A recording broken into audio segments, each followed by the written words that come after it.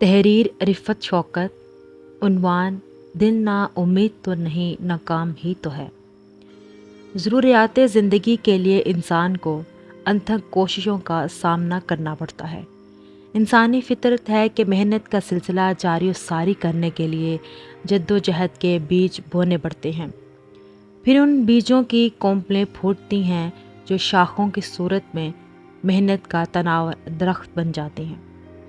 اس طرح انسان کو زندگی کی بنیادی ضروریات کے علاوہ دیگر مسائل کا بھی سامنا کرنا پڑتا ہے۔ ان مسائل کو نمٹانے کے لیے انسان مادیت پرستی کا شکار ہو جاتا ہے اور انسان اپنی ساری توانائیاں ان مسائل کے حل کے لیے استعمال کرنے لگتا ہے، کیونکہ اسے اپنی ذات سے وابستہ لوگوں کے لیے 2 وقت کی روٹی اور دیگر اخراجات کے لیے سخت جان لگا کر دن رات کی پرواہ کیے بغیر اندھا دھند محنت کرنی پڑتی ہے، جو کہ یہی سلسلہ ازل سے رواں دواں ہے کہ ہر مرد و عورت نے اپنے اپنے اہل و عیال کی ذمہ داری نبھانی ہوتی ہے، اور جیسے بھی آسان یا کٹھن حالات ہوں اس میں دونوں فریق ایک دوسرے کا ساتھ دیتے آ رہے ہیں تاکہ وقت کا پہیہ انہیں خاندان سے جوڑے رکھے اور ضروریات زندگی بھی پوری ہوتی رہیں۔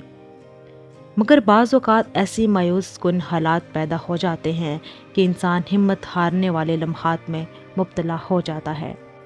اور اس کی شخصیت بھی منہدم ہو جاتی ہے۔ پھر مسلسل انہیں تنگزادہ حالات زندگی سے متاثر ہو کر وہ دنیاوی زندگی کو ناپسندیدہ قرار دے کر اپنی ذمہ داریوں سے بریالزمہ ہو جاتا ہے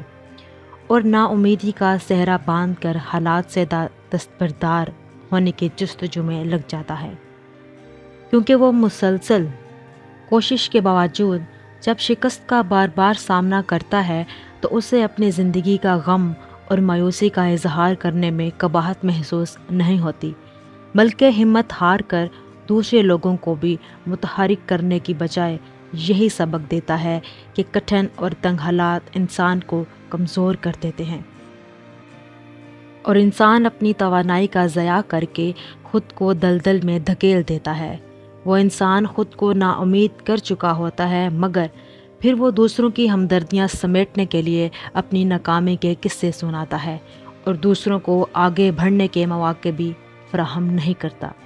مگر مشکلات کا ڈٹ کر سامنا کرنا ہی تو بہادری کی درخشندہ مثال ہے۔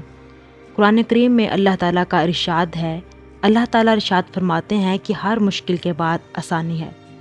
پھر سورۃ الودحا اس بات کی دلیل ہے کہ غم کی رات کے بعد سکون کا دن بھی نصیب ہوگا،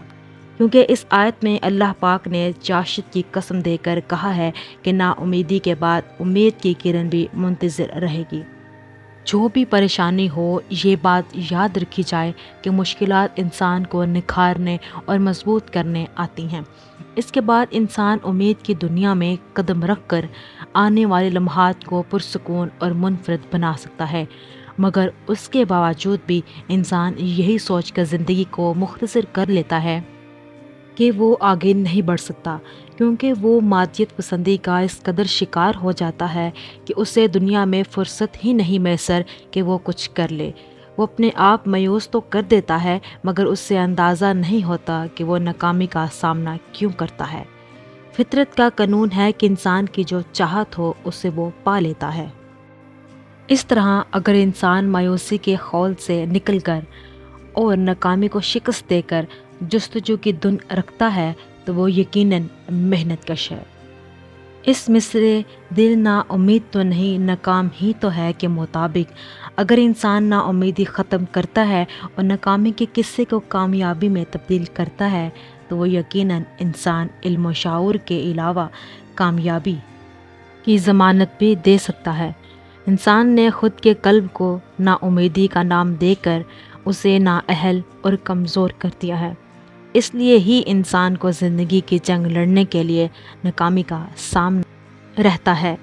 حالانکہ انسان اشرف المخلوقات کی اعلیٰ مثال ہے، مگر اس کے باوجود انسان کی پست ہمت، سوچ اور ناکامی دونوں ہی روحانی و جسمانی موت کا سبب بنتی ہیں۔